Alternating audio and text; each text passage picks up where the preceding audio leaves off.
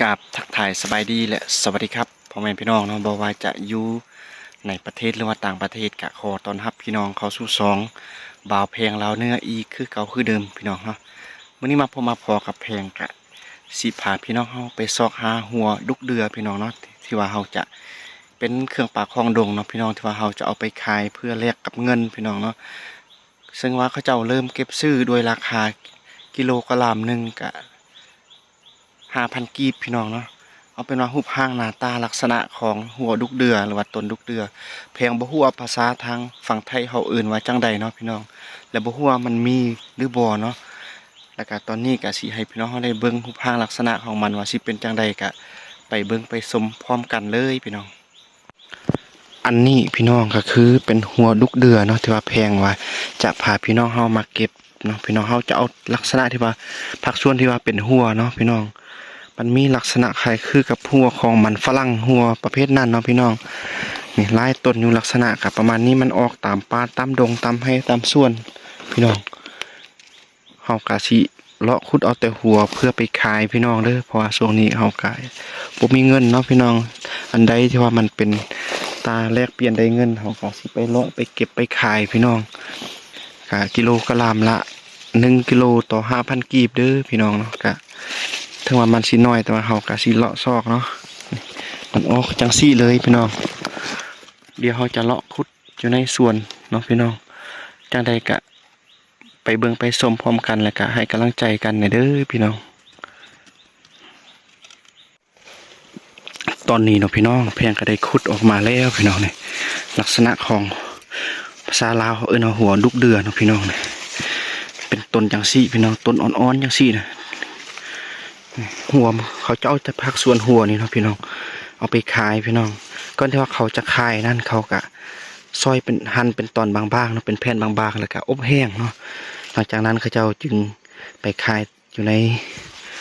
หันค้าที่ว่าเขาเจ้าเก็บซื้อเครื่องปลาคลองดงเนาะพี่น้องแต่ว่าเฮาแพงเก็บจังซี่แพงก็สิได้ขายเป็นหัวดิบจังซี่เลยพี่น้องกลับบ้านแล้วก็สิได้สั่งขายเลยกิโลนึง 5,000 กีบพี่น้องนี่บ่นี้มันมีหลายต้นจุ่มกันอยู่พี่น้องเอาเป็นว่า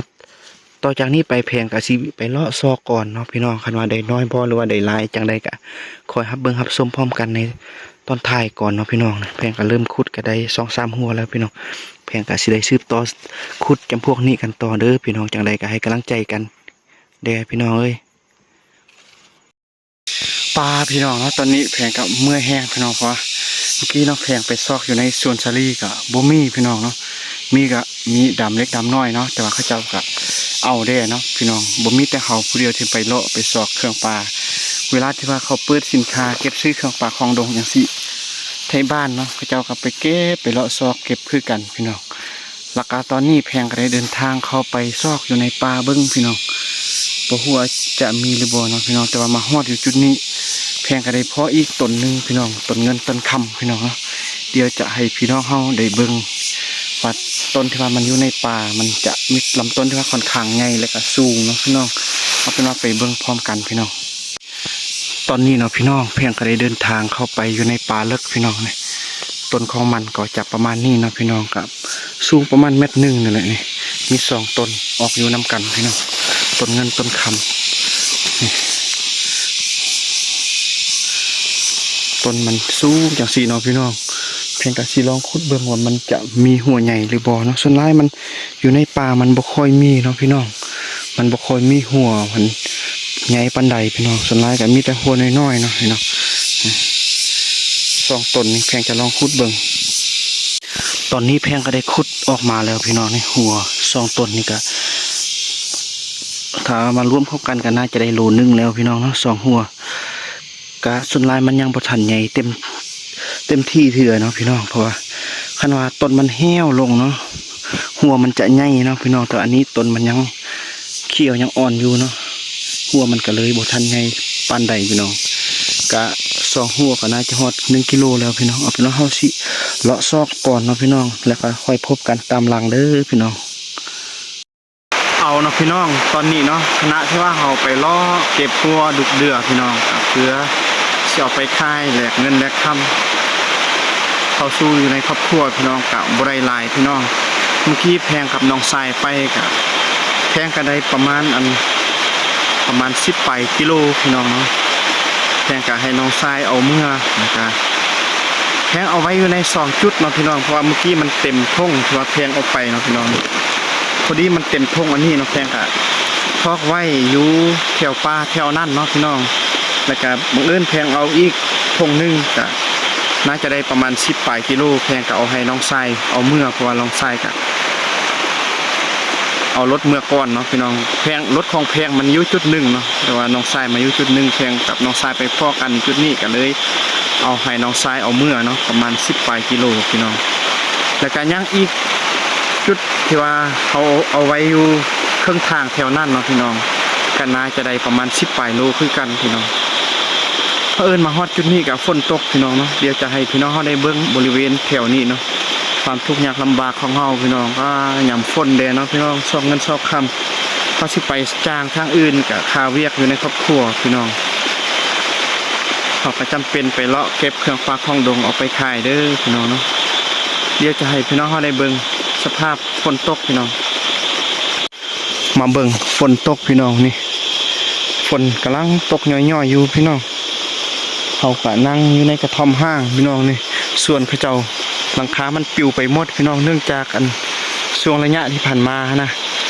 ลมพายุเข้าพี่น้องลมแห้งเฮ็ดให้สภาพให้หน้าหัวส่วนของเฮาก็ถือผลกระทบหนักหน่วงเติบพี่น้องก็ว่าจะเป็นเราซาลี่บ่อเราเข้าจังสี่ก็ถือฝนตกแห้งเนาะมีลมพัดปิวไปหมดพี่น้องแข่งกับมาแว่นี่ลบฝนอยู่ในส่วนข้าวโพดของข้าเจ้าพี่น้องตอนนี้ก็เป็นเวลาที่ว่า2-3 โมงแต่ว่าแพงยังบ่ทันได้กินข้าวตอนเที่ยงเทื่อพี่น้องแพงบ่ได้เอาเข้ามาเนาะพี่น้องแพงว่าเจียบไปน้อยนึงคิดว่ามันสิได้ไวสินะคันว่าได้ไวเฮาก็ได้กลับไวแต่ว่ามันบ่มีเนาะเฮาก็ไปรอเก็บตามให้ตามส่วนของเขาเจ้าแล้วก็บางบ่อนเฮาก็เข้าไปอยู่ในป่าพี่น้องเอ้ยไปเลาะซอกอยู่ใส่กับบ่มีพี่น้อง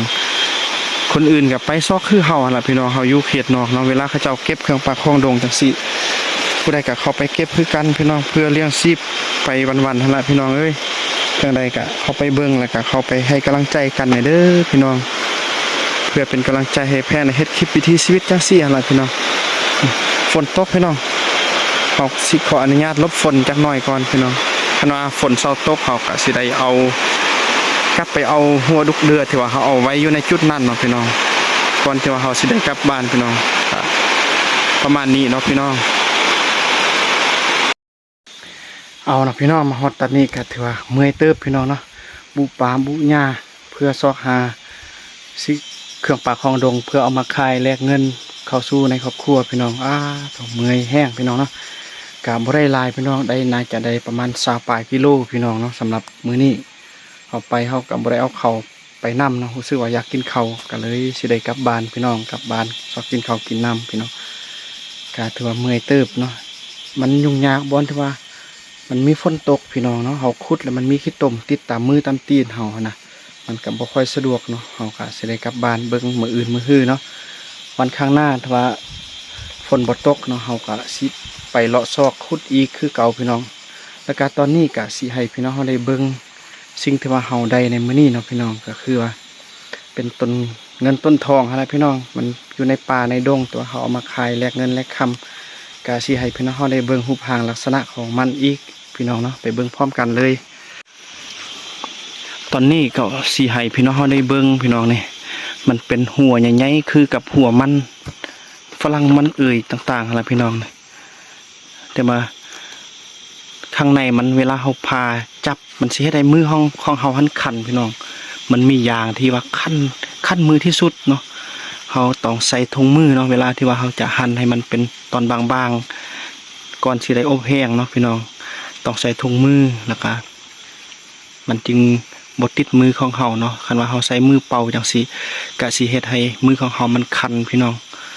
แต่ว่ามันก็บดเทิงคันที่ว่าอันตรายให้แห้งปานใดพี่น้องมันคันหน่อยนึงเขาก็เอาน้ำล้างออกกระไดคือกันพี่น้องเอ้ยกะประมาณนี้เนาะพี่น้องกะเป็น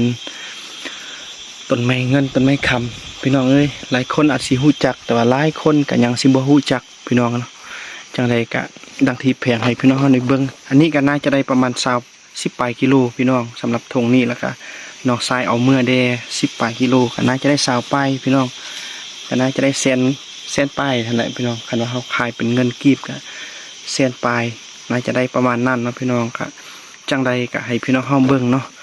วิถีชีวิตการดำรงชีวิตของคนในชนบทพี่น้องตัวใดที่ว่ามันเป็นตาข่ายสามารถแลกเงินแลกคำเฮาก็เอามาขายใดคือกันเด้อพี่น้องกับประมาณนี้เด้อพี่น้องมาฮอดตอนนี้พี่น้องแพงก็สิได้กลับบ้านกับเพื่อนพี่น้องเนาะเพราะว่าอยากกินข้าวพี่น้อง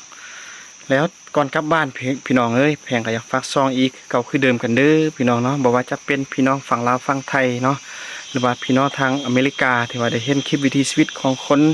อยู่ในชนบทลาวพี่น้องโดยเฉพาะก็คือวิถีชีวิตของคนบ้านนอกอยู่ในชนเผ่าขมุของเฮาจังซี่พี่น้องรู้สึกมักฮักแล้วก็อยากเบิ่งอยากติดตามก็อย่าลืมเข้าไปเบิ่งอยู่ในซองของแพงเด้อพี่น้องแล้วก็ที่สำคัญก็อย่าลืมกดติดตามซองเพื่อให้เป็นกำลังใจให้แพงได้เฮ็ดคลิปวิถีชีวิตบ้านๆจังซี่ไปนํกันพี่น้องพบกันไหมอยู่ในคลิปหน้าสำหรับมื้อนี้แพงก็ต้องขอกล่าวคำว่าสบายดีพี่น้อง